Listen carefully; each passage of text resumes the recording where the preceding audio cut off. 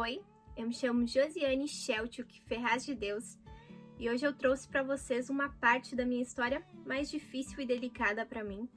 Vou contar para vocês como que eu cheguei num quadro de depressão, síndrome do pânico e agorafobia. Eu cheguei até a pensar em suicídio e foi uma fase bem difícil para mim. Eu vou estar contando aqui, abrindo meu coração para vocês. E esse vídeo ele não tem o objetivo de alcançar milhares e milhares de pessoas, mas ele tem o objetivo de alcançar a pessoa certa, a pessoa que tá precisando de uma palavra amiga e muitas vezes não tem um amigo por perto. Então é isso aí, pessoal. Espero que vocês gostem do vídeo de hoje. Se gostar, deixa o like, se inscreve por aqui. Se ainda não for inscrito, compartilhe esse vídeo com mais pessoas. Esse vídeo pode chegar até uma pessoa que está precisando bastante. Então é isso aí. Bora pro vídeo.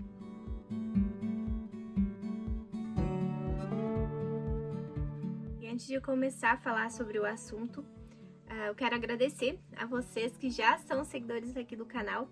Quero agradecer muito, muito, muito pelas palavras de apoio que vocês deixaram no último vídeo que eu postei. A gente tinha comentado, né, que talvez ia parar o canal, pelo menos por enquanto. E vocês falaram, não, Josi, vai postando, posta um vídeo que seja na semana, mas vai postando, não desiste. Vocês deixaram muitos comentários e a gente ficou bem feliz. E a gente não vai parar o canal, vai continuar postando. Talvez não com uma frequência tão grande. Conforme eu for me sentindo melhor, eu vou postando, gravando o vídeo e vou postando aqui pra vocês. Para muitas pessoas, a depressão, síndrome do pânico, a ansiedade, essas coisas assim, são tidas como frescura, como falta de Deus. E eu posso dizer que não tem nada disso. A pessoa que tá nessa situação realmente está se sentindo no fundo do poço. E se você ouvir de alguma pessoa que tá nessa situação, que tá com depressão, não fale que isso é frescura ou algo do tipo, porque ela pode estar se abrindo para você, precisando muito da sua ajuda e talvez uma palavra errada sua possa mudar a vida dessa pessoa, pode ocasionar uma coisa muito ruim para ela. Então, se você não tem uma palavra amiga nesse momento, é bom que simplesmente você se afaste, não fale nada, que isso pode influenciar negativamente na vida dela. A pessoa que chega nessa situação, ela tá se sentindo muito debilitada. Ela realmente, quando ela fala que tá pensando em suicídio, é porque ela está pensando, né? Ninguém fala uma coisa tão séria e tão pesada assim só por brincadeira. E eu já ouvi falar assim, quem quer se matar, se mata, não fica avisando. Sim, vai ter pessoas que ficam, tem pessoas, né, que ficam, eu vou me matar, porque não sei o que. Só que assim, gente, acho que não é legal você pagar pra ver, né? Bom, e quando que eu descobri que eu tava com esses sintomas, que eu tava com esse quadro, né, de depressão, que eu não foi só depressão ou só ansiedade, quando veio depressão, ansiedade, síndrome do pânico e agorafobia. Então foi tudo junto e foi muito complicado pra mim. E assim, a pessoa que tá com algum desses sintomas ou com todos eles, né, nessas situações, não é do nada que acontece, tá? É uma coisa que vai acontecendo durante a vida toda e quando explode de uma maneira muito cruel e você realmente se sente perdida, você não sabe o que fazer. E às vezes você vai e busca um psicólogo, algo do tipo. E eu fui à psicóloga e falei com ela, né? Comecei a contar a minha história. E ela, pra vocês terem noção, a primeira vez que eu fui conversar com ela, ela foi ouvindo, foi conversando, e chegou uma hora, tava eu chorando e a psicóloga chorando junto. Quando eu conto isso aí, o pessoal fica assim, nossa, mas é psicóloga. Sim, é um ser humano também, né? Então, acaba que tem sentimentos e acabou chorando junto comigo. Então, ela foi ouvindo da minha história e ela falou assim, olha, Josi, por tudo que você passou, eu acredito que são vários fatores que te colocaram aí nesse lugar. E, bom, o que eu passei, o que aconteceu comigo pra chegar nesse lugar? Depressão, todo mundo já sabe o que é. Síndrome do pânico também, né? A maioria sabe o que é. Agorafobia, são poucas pessoas que conhecem o que é a agorafobia. Agorafobia é a pessoa que ela tem medo de se expor em público. Eu, no meu caso, eu tinha medo de atravessar a rua. Então, pensa, é uma coisa normal do dia a dia de qualquer pessoa. Eu tinha muito medo de atravessar a rua e cair e se encontrar numa situação de vexame. É uma coisa engraçada, sabe?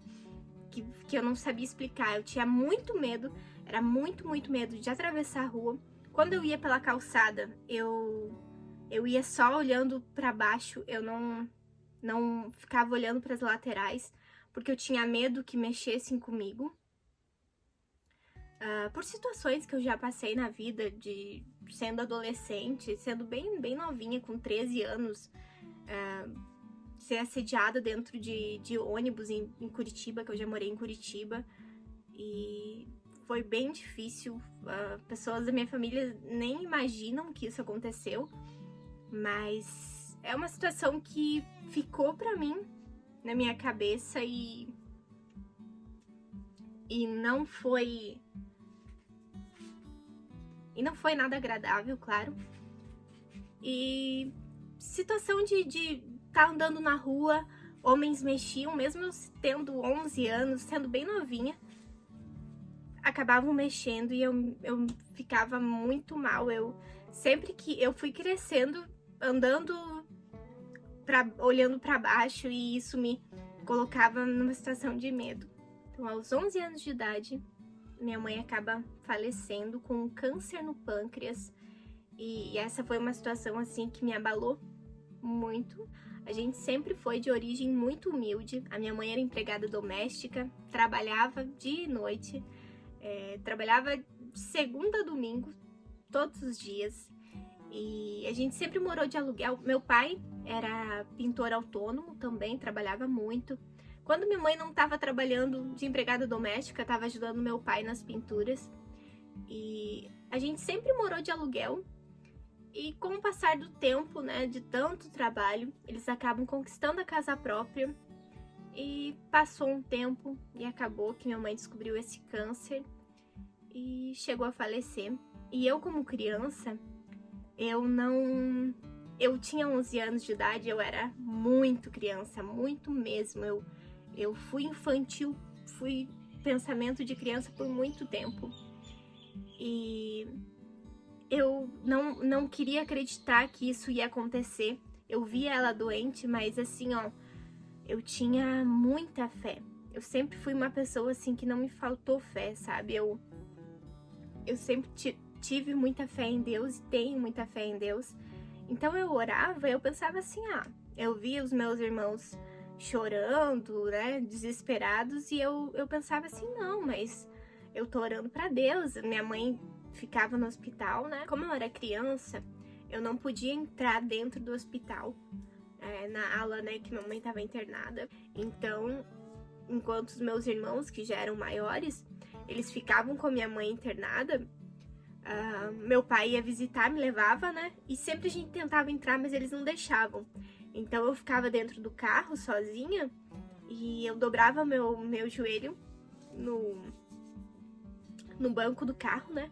E ficava orando pra Deus e conversando com Deus. Eu sabia que Deus ia curar minha mãe, né? E eu tinha muito forte dentro de mim que isso ia acontecer. Eu não via possibilidade de perdê-la, né? Então chegou um dia que tava dormindo eu, meu pai e o meu irmão na mesma cama e tocou o telefone e a gente recebeu a notícia que minha mãe tinha falecido. E foi muito, muito difícil, foi desesperador pra mim, porque eu não imaginava, eu tinha tanta fé em Deus, eu pensava assim, como que isso aconteceu, né? Só que, e ainda criança, né, que tudo é muito, a gente acha que tudo é muito fácil, e no dia do velório, acabou que, no dia do velório da minha mãe, o meu pai falou assim, ó, você vai morar na casa desse seu tio. Eu não conhecia, na verdade eu tinha visto uma vez esse meu tio e eu fiquei sendo informada naquele dia que eu ia morar com meu tio, com a minha tia, que eu tinha há poucos dias conhecido. E aquilo foi mais um baque, porque no dia do velório da minha mãe eu descubro que eu já não vou morar mais na minha casa. E então imaginem, na cabeça de uma criança perder a mãe, de certa forma eu tava perdendo também o meu pai. É uma coisa estranha de falar, mas... Então depois disso, pessoal, foi muito difícil, porque eu acabei indo morar com o tio, aí depois fui morar com outra tia, aí depois voltei a morar com meu pai, aí uns meses depois meu pai conheceu já uma mulher, já casou com uma outra mulher que a gente teve bastante desavenças também com essa minha madrasta, porque ela também tinha filhos, meu pai tinha filhos, no final eles acabavam brigando por causa dos filhos, e sei que no final, gente, foram anos e anos, eu morando aqui, morando lá, indo pra Curitiba, eu sei que eu não sentia que em nenhum desses lugares era meu lugar, eu não me sentia amada em nenhum lugar. Sempre que eu tava na casa de alguém, ou era porque a pessoa tava praticamente sendo forçada a cuidar de mim, porque, sabe, sempre tinha algum motivo, não dá pra ficar com teu pai, porque teu pai vai trabalhar não sei onde, ou agora tem, né? Então, acabava que eu ia de um lado pro outro sem saber, e isso eu tinha 11, 12, e eu fiquei rolando daqui pra lá, pra vários lugares. Comecei a trabalhar bem cedo, comecei a trabalhar com 14 anos. Trabalhei de empregada doméstica, trabalhei de babá, trabalhei de costureira, trabalhei de várias coisas, vendedora de loja.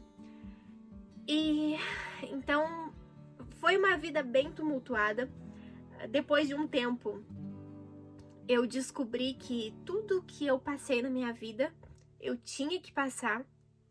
É uma coisa assim que eu entendi, sabe? E então acabou que agora com a minha madrasta eu sinto falta até dela. Infelizmente meu pai não tá mais com ela, ficou anos e anos e agora já não tá. Mas eu amo, eu entendo que ela foi essencial pra minha vida. Se não tivesse ela, talvez, não sei, eu nem sei se eu estaria aqui, porque tudo acontece na vida da gente porque tem um motivo pra acontecer.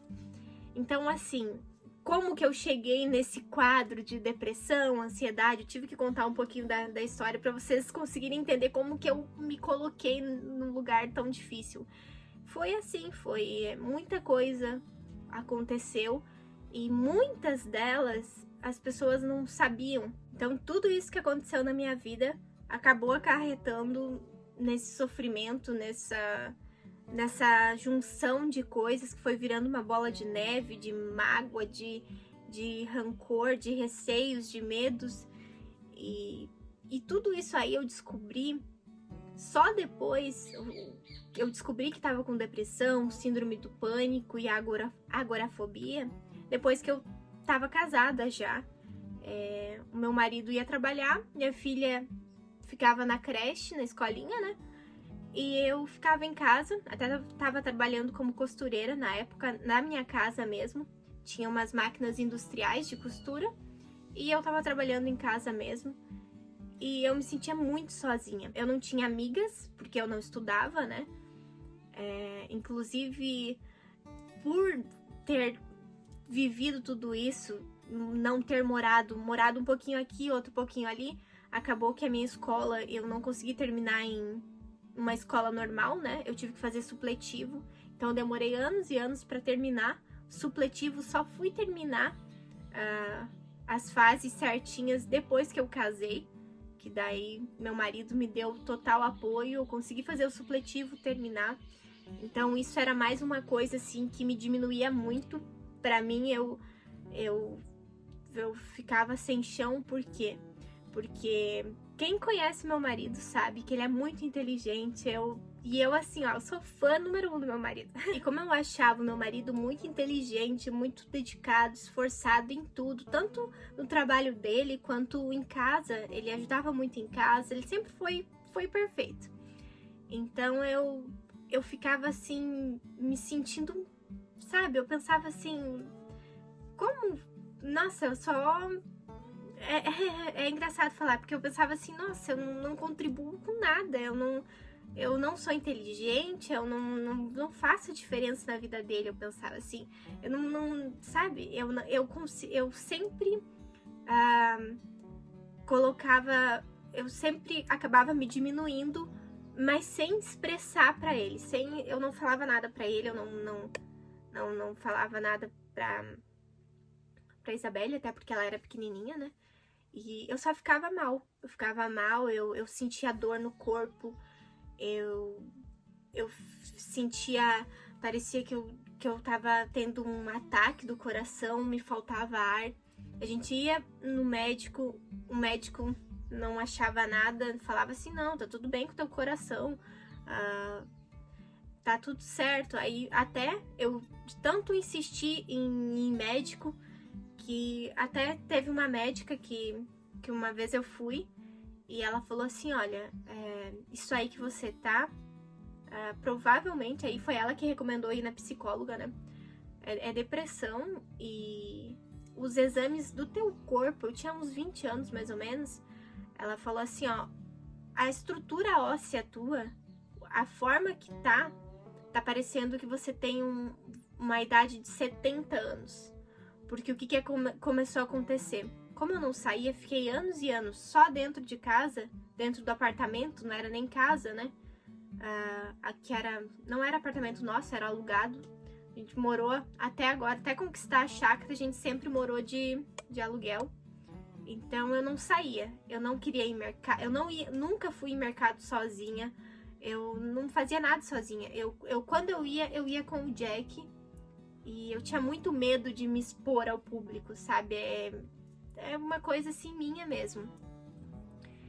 E eu acredito que tudo isso foi devido ter passado por tudo isso aí, né? Questão de quando era criança, quando cheguei na adolescência, aí depois de casada comecei a me comparar.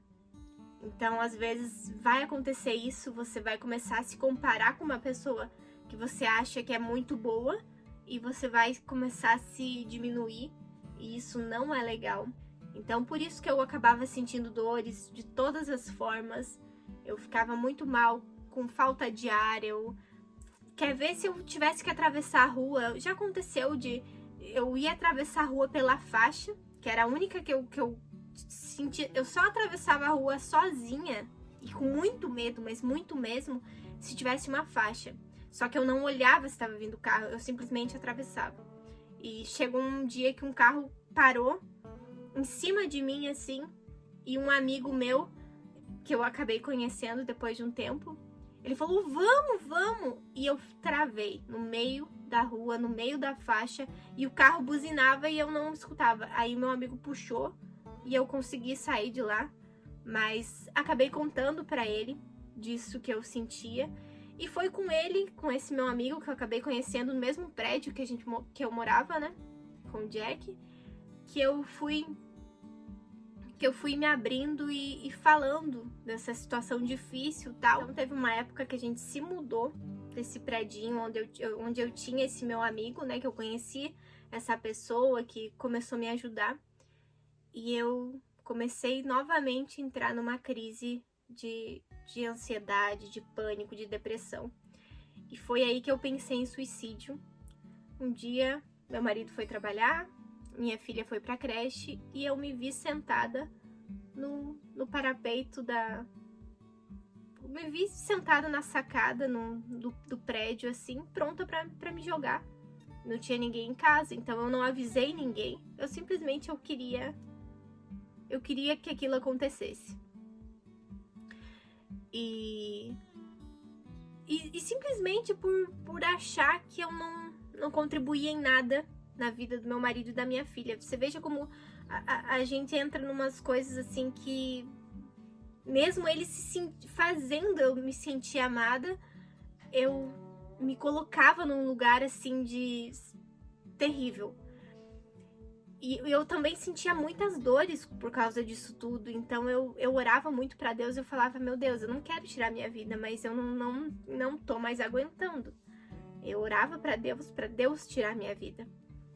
E eu conversava muito com Deus sobre isso, porque eu sabia que eu sempre tive na minha ideia assim, eu não quero me matar, mas eu preciso sair daqui.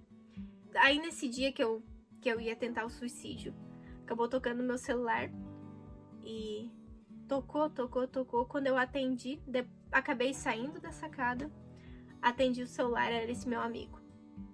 E eu não sei como, mas a gente entrou nesse assunto e ele começou a me falar: não, Josi, você é muito importante pra vida da Isabelle, é você que passa o maior tempo com a Isabelle, então muito do que ela é graças a você.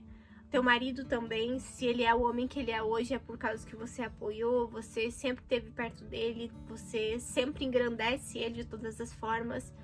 E ele começou a me conversar e falar assim comigo, né? Então, desisti daquilo. E quando foi a virada de chave na minha vida? Foi um dia que eu, conversando com esse meu amigo, ele falou assim: Josi, mas agora que você terminou o supletivo, por que você não começa a faculdade? O Jack tá fazendo faculdade, faz também. Aí eu falei assim: você tá doido? Como que eu vou fazer faculdade? Eu tenho medo de atravessar a rua, eu tenho medo de ir no mercado, fazer coisa básica, como que eu vou apresentar um trabalho na faculdade? Como que... Você tá doido? E daí ele insistiu, ele falou assim: não, vamos fazer junto então, vamos à faculdade? Quando ele falou isso, eu falei assim: cara, vamos fazer junto? Vamos tentar isso aí? E acabamos fazendo vestibular. Eu estudei por 3 meses. Eu lembro que eu fiquei estudando por 3 meses, passei no Enem e consegui uma bolsa de 50% em Direito na faculdade, né? Então, a gente acabou conseguindo entrar os dois na faculdade, na mesma turma. E ele foi assim, ó, essencial na minha vida. Acho que se não fosse esse meu amigo, ele sabe, se ele estiver assistindo, ele vai saber que é ele, porque esse meu amigo, até vou falar o nome, o Alessandro, ele foi essencial na minha vida. Se não fosse ele, eu acho que, eu tenho certeza, não é nem acho, eu tenho certeza que eu não estaria mais aqui, porque foi ele que me deu aquela palavra de apoio, nossa, ele foi maravilhoso, sabe? Nossa, mesmo. Então eu comecei a ir pra faculdade, lógico que eu tive crises de pânico na faculdade, até teve uma época que daí ele acabou indo embora, eu me vi sozinha na faculdade e começou a voltar essas crises. Teve um dia que eu chorei dentro da sala de aula, que eu me senti exposta e vulnerável, acabou que eu chorei dentro da sala de 40 e poucos alunos e tive que falar um pouquinho para a professora sobre o que está acontecendo e foi uma situação bem chata, bem difícil. Mas foi aí que eu venci, sabe?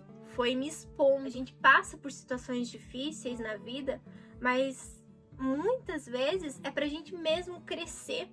Então eu passei por muita coisa difícil, mas que se eu não tivesse passado por essas situações, eu nem tinha conhecido meu marido, eu não tinha casado com ele, que é uma pessoa assim que mudou minha vida de um jeito, sabe? Então, pense sempre, tudo acontece porque tem que acontecer, e não bote a culpa em outras pessoas, não, tudo acontece porque tem que acontecer, e a gente só tem que ter muita fé em Deus, conversar com Deus e seguir firme, ter um propósito e saber que a gente vai vencer, ser positivo.